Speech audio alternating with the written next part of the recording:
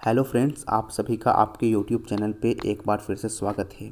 और आज इस वीडियो में हम बात करने जा रहे हैं यूपी बीएड के 2023 सेशन के फॉर्म के बारे में। तो यहाँ पे एक बहुत बड़ा अपडेट निकल के आया है कि इस बार संयुक्त बीएड प्रवेश परीक्षा 2023 का आयोजन जो हो रहा है वो आपको स्टार्ट होने वाला है। जहाँ पे मैं बात करूँ तो सबसे पहले कि इस बार का जो आपका एग्ज़ामिनेशन जो होगा वो बुंदेलखंड विश्वविद्यालय झांसी के द्वारा स्थापित किया गया है। वहीं पे अगर बात करते हैं कुछ इंपॉर्टेंट डेट्स के बारे में, तो यहाँ पे आप देख पाएंगे डेट के बारे में मेंशन किया गया है। तो सबसे पहले यहाँ पे बताया गया जो डेट है एडवर्टाइजमेंट का वो आज के दिन का दिया गया है, यानी कि इसका नोटिफिकेशन के बारे में आज जारी किया जाएगा। तो यहाँ पे 1 फरवरी 2023 आप देख सकते हैं पहला एडवर्टाइजमेंट निकल चुका है। और जो फॉर्म को जो लास्ट डेट और शुरुआत डेट है स्टार्टिंग 10 फरवरी से स्टार्ट हो रहा है और लास्ट डेट जो आपका फॉर्म का है वो 10 मार्च को ख़त्म हो जाएगा। इसके बाद एग्जामिनेशन भी आपका अप्रैल में ले लेगा। इसके बाद रिजल्ट मई में आ जाएगा। काउंसलिंग आपका जून में होगा और आपका जो सेशन एग्जामिनेशन यहाँ पर पढ़ाई जो है वो जुलाई से स्टार्ट हो जाएगा। यहाँ सिर्फ एक पेज का ये भी क्या है नोटिफिकेशन को जारी किया गया है, लेकिन मैं बात करूँगा आपके अंदर कि इसके अंदर एलिजिबिलिटी आपकी क्या चाहिए, जो भी इन्फॉर्मेशन आपको ज़रूरत होती है इसके बारे में बात करने वाले हैं। तो यहाँ पर आप देख सकते हैं ये मेरे पास बीएड 2 वर्षीय पाठ्यक्रम प्रवेश परीक्षा जो उत्तर प्रदेश राज्य के द्वारा किया जाता है। ये पुराना नोटिफिकेशन है जो 20 और 22 के बीच का था, तो मैंने उसी को आपको यहाँ पे उसे समझा देता हूँ। जिस टाइम आप देख सकते हैं इसका आयोजन जो है लखनऊ विश्वविद्यालय के द्वारा किया गया था, लेकिन इस बार बुंदेलखंड के द्वारा किया जा रहा है। तो इसके अंदर जो इंपॉर्टेंट इन्फॉर्मेशन है वो पहले आपको समझ लेना चाहिए। जैसे कि आप यहाँ देख सकते हैं जो इम्पोर्टेंट इन्फॉर्मेशन कहा गया है कि अगर आर्ट साइंस कॉमर्स में अगर किसी भी डिपार्टमेंट से आप हैं और अगर आप जनरल कैटेगरी और ओबीसी से बिलोंग करते हैं तो कम से कम आपका 50% मार्क्स होना ज़रूरी है। किसके अंदर, तो यहाँ पे लिखा गया स्नातकोत्तर यानी पीजी के अंदर या ग्रेजुएशन के अंदर 50% मार्क्स अगर आपके पास हैं तो ही अप्लाई कर सकते हैं। अगर 50% आपका कम है और आप जनरल ओबीसी से आ रहे हैं तो आप इसको अप्लाई नहीं कर सकते हैं। साथ में जो कैंडिडेट बीई या बीटेक कंप्लीट किए हुए हैं, ठीक है, तो उनके लिए यहाँ कम से कम 55% मार्क्स लाना ज़रूरी है, चाहे वो जनरल और ओबीसी के लिए। वहीं अगर एससी एसटी की बात करते हैं, यहाँ पे किसी प्रकार का लिमिटेशन जो है परसेंटेज का नहीं किया गया है। बस लिखा गया है कि प्रवेश परीक्षा में बस पास होना चाहिए, उसके बाद वो अर्हता प्राप्त करते हैं। लेकिन जो लोग दृष्टिबाधित हैं यानी जिनको देखने में प्रॉब्लम है उनके लिए न्यूनतम शैक्षणिक योग्यता जो है 5% का छूट दिया गया है।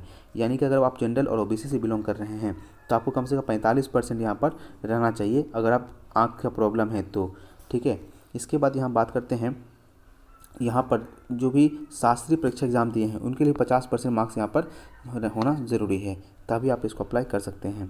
इसके बाद यहाँ पे नोट यहाँ आप देख पा रहे हैं लिखा हुआ है कि ऐसे अभ्यर्थी जो वर्ष यहाँ पर जो वर्ष होगा आपका इस साल का होगा 2022 में लिखा रहेगा, ठीक है।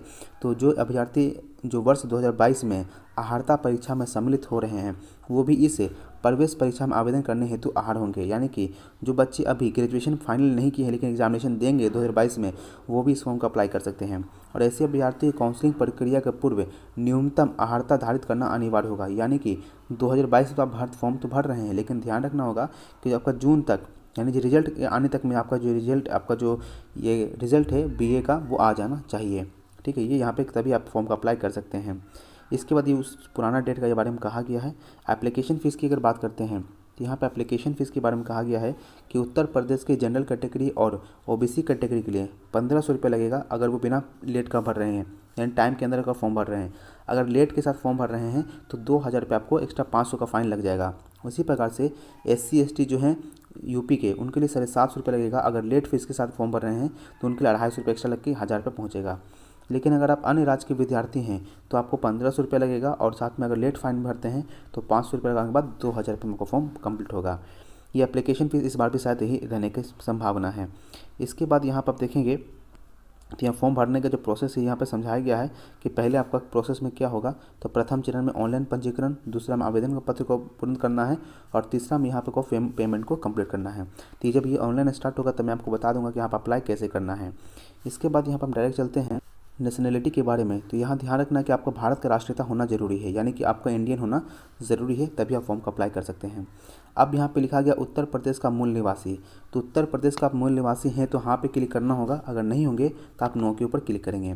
और ध्यान रखना उत्तर प्रदेश का अगर निवासी होंगे तभी आपको किसी भी कैटेगरी का यानी जनरल ओबीसी ईडब्ल्यूएस या एससी एसटी का फ़ायदा मिलेगा। अगर आप उत्तर प्रदेश के बाहर से अगर अप्लाई कर रहे हैं यानी कि उसके अदर स्टेट्स हैं तो आपको किसी प्रकार का रिलैक्सेशन नहीं मिलेगा, आप जनरल के तौर पर माने जाएंगे। तो यहाँ पे लिखा गया है। इसके बाद यहाँ बात करें और इसके बाद यहाँ आप देख पा रहे हैं कि लिखा गया EWS बेनिफिट। तो ध्यान रखना, आप EWS बेनिफिट आपको तभी मिलेगा जब आप यहाँ पर यूपी के ही निवासी होंगे, तभी आपको यहाँ पे EWS का बेनिफिट देखने को मिलेगा। इसके बाद फिजिकली हैंडीकैप लिखा गया है, यदि अभ्यर्थी दृष्टि बाधित श्रेणी में आता है और इस संवर्ग का लाभ लेना चाहता है तो हाँ के सम्मुख पर क्लिक करना होगा, यानी जो फॉर्म अप्लाई होगा ना तो इसमें आपको यस के ऊपर क्लिक करके देना होगा। इसके बाद आपके पास एक ID प्रूफ आपका होना जरूरी है, जैसे आधार कार्ड या pan card, voter ID card जो भी होगा आपको रखना होगा। और फिर यहाँ पर आपको जो फॉर्म जो कोई क्या क्या डॉक्यूमेंट अपलोड करना है, तो जैसे पहले आपका अभी रिसेंटली फोटोग्राफ होगा वो चाहिए होगा, फिर आपका सिग्नेचर होगा वो देना होगा, हिंदी और इंग्लिश दोनों साइन रख लीजिएगा, जो मांगेगा अपलोड कर देंगे।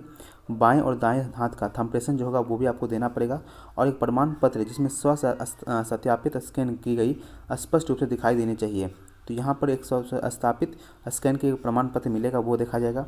इसके बाद जो भी आपका प्रमाण पत्र है, मैट्रिक जो भी ग्रेजुएशन का सर्टिफिकेट होगा, उस पर नाम आपका सही से सही दिखना चाहिए, वो सब यहाँ पे मेंशन किया गया है। अगर किसी कैटेगरी से बिलोंग कर रहे हैं तो डोमिसाइल प्रमाण पत्र या कास्ट सर्टिफिकेट भी आपको देना पड़ेगा। अगर EWS से बिलोंग कर रहे हैं तो आपको EWS सर्टिफिकेट भी देना पड़ेगा।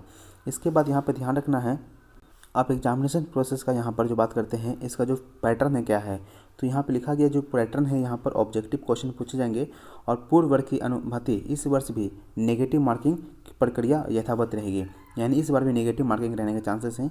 प्रत्येक सही उत्तर के लिए आपको 2 अंक मिलेंगे और प्रत्येक गलत उत्तर के लिए 1/3 अंक काटे जाएंगे, यानी कि अगर आप 3 क्वेश्चन सही करते हैं, 3 क्वेश्चन गलत करते हैं तो एक सही वाला आपका जो होगा वो भी कैंसिल आउट हो जाएगा, ये यहाँ बताया गया है। तो यहाँ पर आप देख सकते हैं 2 पेपर होंगे, A और B करके है। तो पहले आपका GK पूछा जाएगा, 50 क्वेश्चन होंगे, 100 अंक के होंगे, और यहाँ पे 50 क्वेश्चन हिंदी और अंग्रेजी में से कोई भी एक आपको सिलेक्शन करना होगा जो भी 100 अंक के होंगे।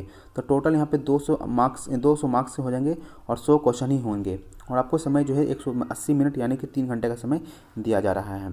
और खंड A के सभी के लिए अनिवार्य है, यानी जो खंड A होता है सभी के लिए वो देना अनिवार्य है, लेकिन B जो है ना आपको अपने भाषा से संबंधित होगा, यानी आप जिस भाषा का सिलेक्शन ऑनलाइन के एग्जामिनेशन करेंगे वही आपको यहाँ पर हो सकता है एग्जामिनेशन देने के लिए कहेगा। उसके बाद यहाँ पे द्वितीय पत्र होगा, यानी पेपर सेकेंड, जिसके अंदर आपको एप्टीट्यूड टेस्ट यानी कि मैथ होगा और आपका जो रीजनिंग होगा, साइंस होगा, वो देखने को मिलेगा। ये भी 200 मार्क्स के होंगे, 100 क्वेश्चन होंगे और 3 घंटा का समय भी आपको दिया जाएगा, जिसमें कि आप देखेंगे जो उपरोक्त A है यानी कि जनरल यहाँ मैथ जो सभी के लिए होगा, लेकिन B में जो है ना आप जिसमें स्पेशलिस्ट हैं, जैसे आप BA किए हैं, BSc किए हैं, BCom किए हैं या एग्रीकल्चर किए हैं, तो आप यहाँ पे सिलेक्शन करके एग्जामिनेशन को अपना सॉल्यूशन करेंगे। उसके बाद यहाँ पर आप देखेंगे तो यहाँ पर और उसके बाद यहाँ पर सिलेक्शन होगा, उसके बाद आपका काउंसलिंग स्टार्ट होगा। अब यहाँ पे देखेंगे कि कौन कौन सी यूनिवर्सिटी यहाँ पे दिया गया है, तो टोटल यहाँ पर आप देखेंगे 16 यूनिवर्सिटी का नाम यहाँ पर स्थापित किया गया है। तो यानी 16 यूनिवर्सिटी जो भी होगा आपको जहाँ से नज़दीक होगा आप वहाँ का सिलेक्शन अपने यहाँ से कर लेंगे। इसके बाद यहाँ पर देखेंगे तो यहाँ प्रमाण पत्र का प्रारूप दिया हुआ है, यानी अगर विधवा, पार्थिकता या तलाकशुदा कोई स्त्री है तो उसके लिए डॉक्यूमेंट्स बनवाना पड़ेगा, यानी जितने भी डॉक्यूमेंट जो दिया गया नोटिफिकेशन के अंदर ये आपको बनाना पड़ेगा। जब आप काउंसलिंग में जाएंगे या डॉक्यूमेंट वेरिफिकेशन होगा तो आपको ये देना पड़ेगा। और ध्यान रखना है आपका प्रमाण पत्र जो है ना वो इसी फॉर्मेट का होना चाहिए, तो ये सब आपको ध्यान में रखना होगा। तो ये जो इंपॉर्टेंट इन्फॉर्मेशन था मैंने आपको पूरा का पूरा यहाँ पे दे दिया है। आशा करता हूँ यह वीडियो आपको अच्छा लगा होगा। अगर वीडियो अच्छा लगा हो तो प्लीज़ वीडियो को लाइक कर दीजिए, वीडियो को शेयर कर दीजिए और चैनल को सब्सक्राइब कर दीजिएगा। मिलेंगे जल्दी नेक्स्ट वीडियो में। Thank you for watching this video.